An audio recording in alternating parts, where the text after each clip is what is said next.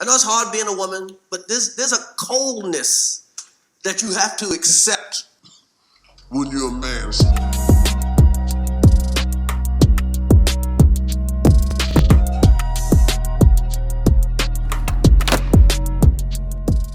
Mental health has become such a huge topic over the last few years. However, male mental health is a topic that's less frequently discussed.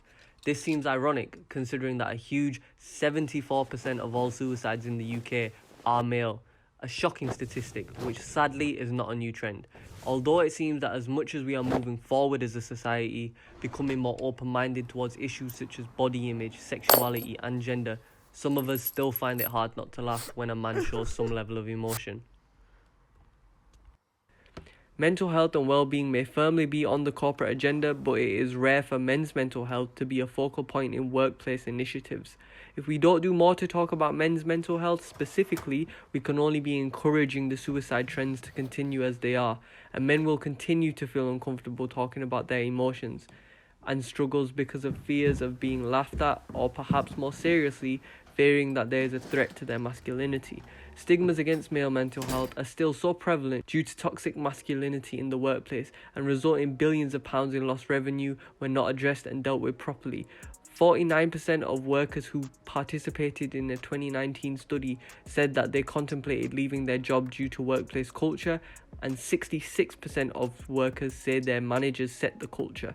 So things need to change, and it needs to start from the top to see changes down the corporate ladder. We have known about the damaging stereotypes of masculinity for decades.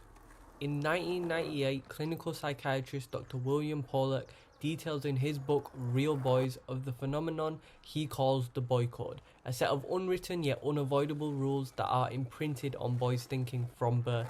Rules about what it means to be a man and rules that they believe they must follow. Don't express your feelings. The problems with gender being treated differently are evident in early childhood. For example, when a little girl trips and falls, she's taken care of, bandaged up, and receives the necessary care she needs to heal. Society accepts and encourages women to express and speak about their emotions. However, the same cannot be said for men. The expectations of a little boy tripping over and falling is more likely to reinforce the ideas that big boys don't cry. In other words, don't show that you're hurt, don't show your feelings. In adulthood, when a man gets his heart broken, you don't see his friends coming around with a tub of ice cream, watching a romantic comedy movie and crying together. It's just the start of his supervillain origin story. And much of the reason why gyms are more full of men than therapy rooms are is revealing that men are more comfortable with expressing anger, loss and pain through building muscle and emphasizing and reinstating their masculinity more than sharing how they feel. Because that's what society has deemed as an acceptable way for men to process their emotions. Punch something and you'll get over it. And that can unfortunately end up becoming men themselves or even someone close to them. We as men are told not to cry and to just man up. And when a child is fed that belief their entire life, we can't expect them to open up about the things they're feeling due to the threat of being called too sensitive, too emotional, too weak, or too feminine. These expectations of boys are reinforced as they enter education.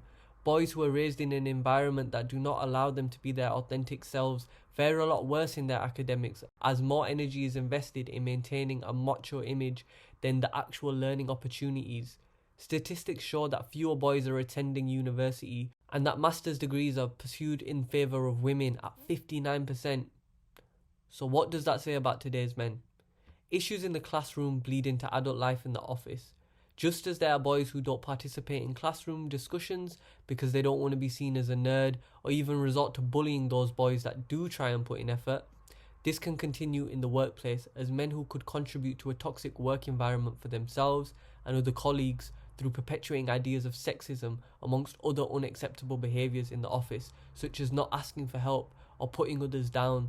These toxic attitudes and behaviours can be limiting towards other colleagues in the workplace, as other colleagues are negatively impacted and in turn the business culture suffers, as well as individual performance. Other men in the workplace may also feel these effects, as they feel as though they have to succumb to problematic behaviour due to fears of being isolated or being limited from career progression if they condemn the behaviour of their peers or bosses. Rights, such as paternity leave, are rarely taken as men feel the disapproval from others, because if they do take paternity leave, they're viewed as weak and lacking work commitment. Those that took as little annual leave as possible viewed it as a badge of honour. Over 58% of men admitted that they were afraid that taking even 2 weeks of paternity leave could set their careers back. However, there does appear to be some hope. Some countries seem to be getting it right. Sweden revealed that 90% of eligible Swedish fathers claimed paternity leave and took up to 96% of the total amount of leave. So, things can change, but ultimately it's up to leaders in the company to demonstrate that there will be no consequences or repercussion for taking paternity leave. They need to lead by example. And this all comes back to that boy code that Pollock describes. We as co-workers and leaders in companies need to create that change and lead by example by making efforts to change the working environment through facilities such as counselling, mental health support, regular check-ins with vulnerable staff, and taking steps to remove or penalise unacceptable behaviour such as sexism and bullying. We can create a safer working environment for men, which will lead to better company success, because if the people working for you are happy, they will feel safer, more committed, and perform better.